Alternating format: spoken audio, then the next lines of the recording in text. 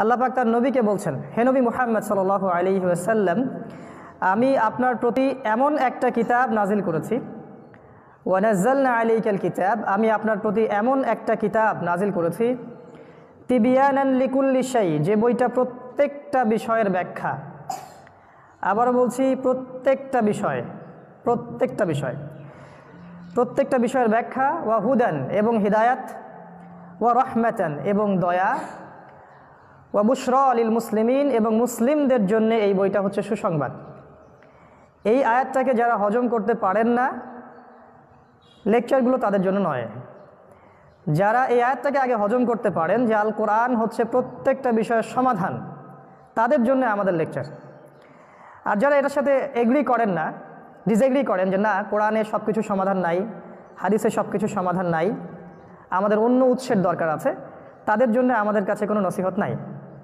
কারণ আল্লাহ পাক শুরুই করেছেন বইটা আলিফ লাম মিম যালিকাল কিতাব লা রাইবা ফিহি হুদাল লিল মুত্তাকিন আল্লাযীনা ইউমিনুনা বিল গায়বি। এই যে বিল গায়বি, আলিফ লাম মিম, এটা এমন একটা বই যে বইয়ে কোনো সন্দেহ নাই। এটা মুত্তাকিদের জন্য হেদায়েত। মুত্তাকি কারা? যারা অদৃশ্যে বিশ্বাস করে, গায়েবে বিশ্বাস করে। আর গায়েবে বিশ্বাস কি কি? 6টা বিষয়।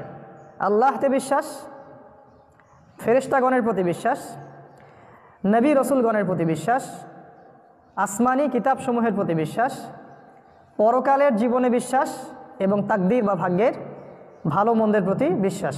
এটা হচ্ছে ইউমিনুনা বিল গায়বি, গায়েবের প্রতি যারা ঈমান রাখে। দেখুন, এই 6টা হচ্ছে ঈমানের পিলার।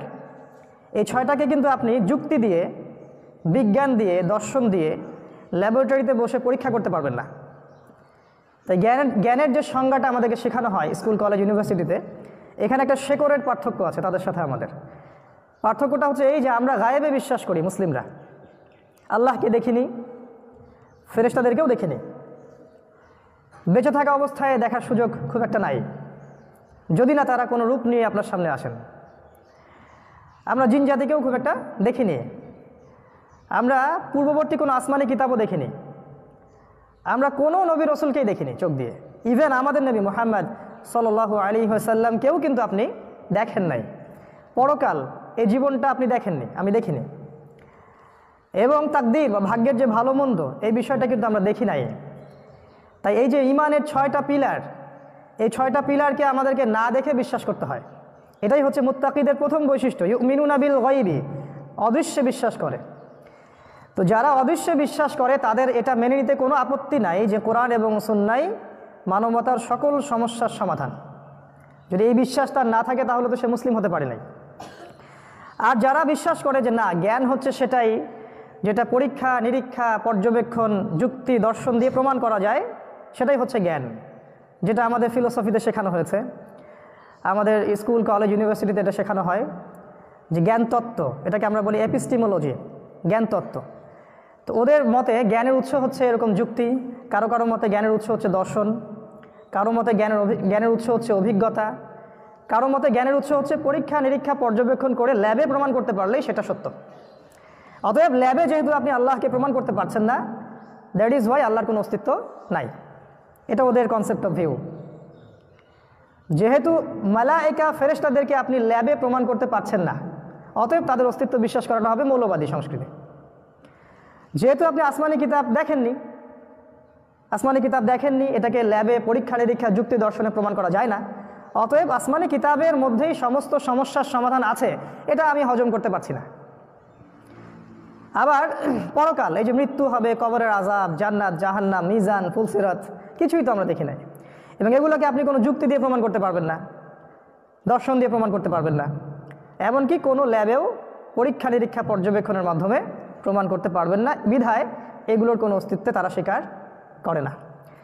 এভাবে ইমানের 6টা পিলারকে যদি আপনি এই যুক্তি, দর্শন আর বিজ্ঞানের কষ্টি পাথরে যাচাই করেন, তাহলে আপনি আল্লাহর অস্তিত্বে বিশ্বাস করতে পারবেন না। বলে রাখছি যে এটা 2 রকম হয়। যদি আপনি ইসলামিক সায়েন্স, ইসলামিক দর্শন এবং ইসলামিক যুক্তি দিয়ে এটাকে বিবেচনা করেন, তাহলে ঈমান রাখতে পারবেন। আর যদি বর্তমান প্রচলিত এই যে আল্লাহ বিরোধী শক্তি, godless world, godless science, godless philosophy এবং গডলেস লজিক, এগুলো দিয়ে যদি আপনি এগুলোকে যাচাই করতে চান, ঈমানের 6টা পিলারকে, আপনি কিন্তু যাচাই করতে পারবেন না। তখন আপনি ঈমান হারা হবেন। আর আমাদের এডুকেশন সিস্টেমের মূল সমস্যা এই জায়গায়, তারা আমাদের এই প্রজন্মগুলোকে এই গডলেস ফাংশনের মধ্য দিয়ে বিশ্বকে দেখতে বলছে এবং ধর্মকে দেখতে বলছে। তো এই জন্য প্রথম আয়াতটা নিয়ে এতগুলো কথা বললাম, হয়তো আলোচনা একটু জটিল মনে হতে পারে, তবে বারবার শুনলে ক্লিয়ার হয়ে যাবে, ইনশাআল্লাহ রেকর্ড হচ্ছে। তো মূল জায়গাটা হচ্ছে এপিস্টিমোলজি, মানে জ্ঞান তত্ত্বের পার্থক্য সেকুলারদের সাথে, ডেমোক্রেটিকদের সাথে, যারা ন্যাশনালিজমে বিশ্বাস করে ওদের সাথে, এই পশ্চিমা সভ্যতার সাথে, এবং দাজ্জালীয় যে সিস্টেম সারা বিশ্ব জুড়ে ছড়িয়ে পড়েছে, এদের সাথে আমাদের মৌলিক পার্থক্য হচ্ছে আমরা গায়েবে বিশ্বাস করি, ওরা গায়েবে বিশ্বাস মোটেও করে না। গায়েবে তো বিশ্বাস করেই না। আল্লাহ পাক বলেছেন, যদি তাদের সামনে একটার পর একটা নিদর্শন দেখাও হে নবী, তারপরেও তারা কখনোই ঈমান নিয়ে আসবে না। সুম্মুন বুকমুন উমিয়ুন ফাহুম লা ইয়ারজিউন, তারা বধির, তারা অন্ধ, তারা কোশ্চিনকালেও ঈমান নিয়ে আসবে না। তো পার্থক্যের জায়গাটা বোঝার পরে আমরা আয়াতটার দিকে যাই। আল্লাহ পাক বলেছেন এই আয়াতের মধ্যে, সূরা নাহল আয়াত নম্বর 89 এর মধ্যে, যে হে নবী, আমি আপনার প্রতি এমন একটা কিতাব নাজিল করেছি যেই কিতাব প্রত্যেকটা বিষয়ের ব্যাখ্যা, তিবিয়ানান লিকুল্লি শাই, প্রত্যেকটা বিষয়ের ব্যাখ্যা। যারা এটাকে মেনে নিচ্ছে যে কোরআন প্রত্যেকটা বিষয়ের ব্যাখ্যা, তাদের জন্য এই বইটা হচ্ছে হুদান, মানে হেদায়েত, পথ নির্দেশ, ওয়া রহমাতান, এবং দয়া, ওয়া বুশরা, এবং সুসংবাদ। কাদের জন্যে? লিল মুসলিমিন, মুসলিমদের জন্যে। মুসলিম কি আব্দুল্লাহ, আব্দুর রহমান এসব নাম হলেই কি মুসলিম হওয়া যায়? উত্তর না। যতক্ষণ পর্যন্ত একজন মানুষ আল্লাহ এবং তার রাসূলের বিধানের সামনে নিঃশর্তভাবে আনুগত্য না করতে পারবে, ততক্ষণ পর্যন্ত